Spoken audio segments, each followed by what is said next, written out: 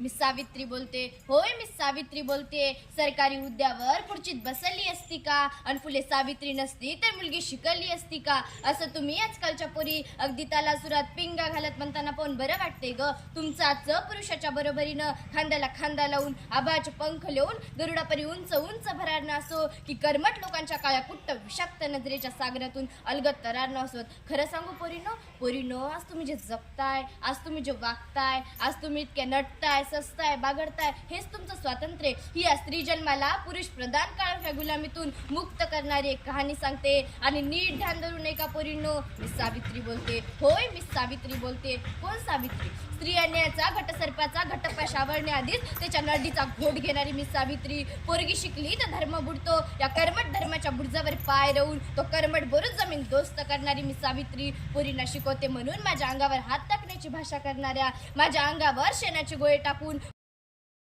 पुरुषाला किती बायका जमतात, परंतु एखाद्या नववयतेचा पती मरण पावला तर तिचे केशोपन करून तिला अंधाऱ्या खोलीत बंद करून मरण यातना देणाऱ्या आणि स्वतःच्या संस्कृतीला सुसभ्य आणि सुसंस्कृत म्हणून स्वतःच डांगोरा पिटणाऱ्या ठेकेदारांच्या बोलत्या बंद करणारी मी सावित्री. होय, विधवेचा पुनर्विवाह लावून देऊन स्त्रीला तिचा स्त्रीपण देणारी मी सावित्री. स्वतःच्या इच्छेविरुद्ध जळत्या निखाराच्या वनव्यास शिजण्यापासून तिला सती जाण्यापासून रोखणारी मी सावित्री. केशवपनापासून मुक्त करणारी, स्त्रीभूण हत्या थांबवणारी सावित्री. एका स्त्रीच्या जीवितवाला घडवणारी, तिच्या आत्मसन्मानाला वाढवणारी सावित्री. तिच्यावरील अन्याय अत्याचाराला पायाखाली तुडवणारी सावित्री. जुलमिरुडींच्या राक्षसांना रडवणारी सावित्री. कित्येक वर्षापासून आमच्या माया बहिणीच्या पायात असलेल्या पुरुष प्रधान संस्कृतीच्या पोकळ बेड्या प्रबोधनाच्या का फटक्या सोडवणारी सावित्री. स्त्रीला केवळ स्त्री न ठेवता देव्हाऱ्यातील देवताप्रमाणे तिला पवित्राच्या विचाराने पावलोपावली मढवणारी सावित्री. खोट्याच्या नडीचा घोट घेऊन ज्योतिरावांच्या निधनानंतर सत्य शोधण्याचा वारसा चालवणारी सावित्री. होय, मी महात्मा ज्योतिबा फुले यांची सावित्री बोलते. क्रांती ज्योती बोलते. बाळांनो, खेळण्या बागडण्याचं माझंही वय. तारीख होती 3 जानेवारी 1831. सातारा जिल्ह्यातील नायगाव येथे खंडोजी नेवसे पाटील व लक्ष्मीबाई नेवसे पाटील यांच्या पोटी माझा जन्म झाला. अगं, लग्न कशाला म्हणतात हेही माहीत नसताना माझा विवाह वयाच्या 9व्या वर्षी ज्योतिरावांशी झाला. आणि विद्येविना मती गेली, मतीविना नीती गेली, नीतीविना गती गेली, गतीविना वित्त गेले, वित्तविना शूद्र खचले आणि एवढे अनर्थे का विद्येने केले. हे त्यांचे शब्द माझ्या काळजाला सर करून जाऊ लागले. शिक्षण नसला तर केवढा अनर्थ होतो या दुष्परिणामाची मालिकाच डोळ्यासमोरून सरकू लागली. आणि तवा मी आधी ठरवलं पोरीनो, आपण बी शिकायचं. ज्ञान हा अज्ञानाचा अंधार दूर करणारा दिवा असतो. आणि हाच विचार काळजाला वारंवार स्पर्श करू लागला. आणि मी माझ्या पतीकडून शिक्षण घेऊन समाजाचा प्रचंड विरोध जुगारून 1 जानेवारी 1848 रोजी पुण्यातील भिडेवाड्यात मुलींची पहिली शाळा काढून स्त्री शिक्षणाचीच नाही तर स्त्री मुक्तीची मूर्त मिळवली. पण खरं सांगू पोरीनो, आज वर्तमानपत्रात आणि सोशल मीडियावर स्त्री अत्याचाराच्या बातम्यांचा वाढता आलेख पाहून वाटतं. आपण स्त्री जीर्णरूढीपासून, तिचा उपवास करण्यापासून,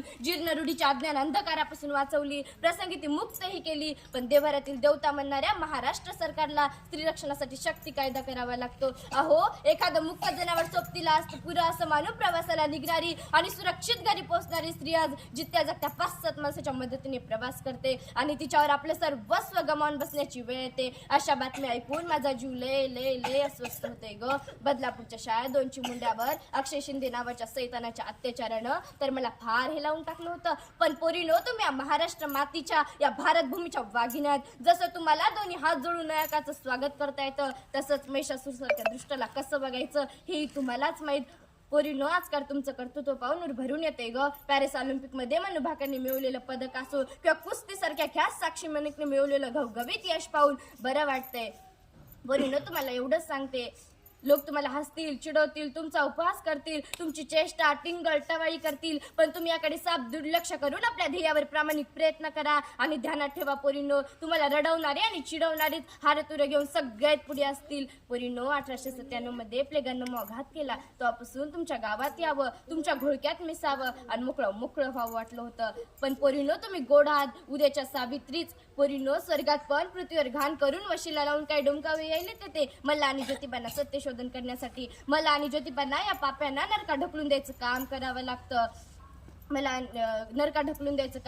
लागतं. शेवटी जाता जाता पोरीनं तुम्हाला एवढंच सांगते, तुम्हाला एवढंच सांगते की जीवनात किती अपयश आले तरी खचून जाऊ नका, घाबरू नका. तुम्ही प्रयत्न करत राहा, कारण अपयशाच्या खडकाखालीच तर यशाचा निर्मळ झरा वाहत असतो. म्हणूनच म्हणते पोरीनो, लहरों से डर कर नो का पार नहीं होती, और कोशिश करने वालों की कभी हार नहीं होती, और कोशिश करने वालों की कभी हार नहीं होती.